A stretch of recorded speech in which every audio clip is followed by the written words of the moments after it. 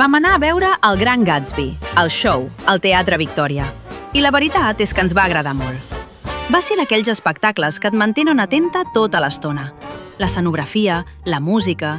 Especial menció a la cantant i als ballarins.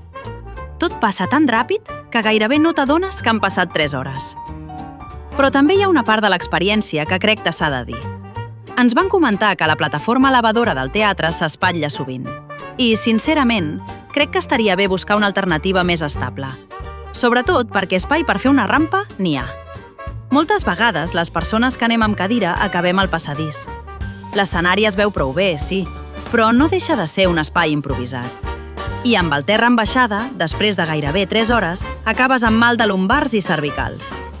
Perquè l'accessibilitat no és només poder entrar. També és poder estar còmode, gaudir de l'espectacle i viure-la en condicions. I és una llàstima, perquè el musical realment val la pena.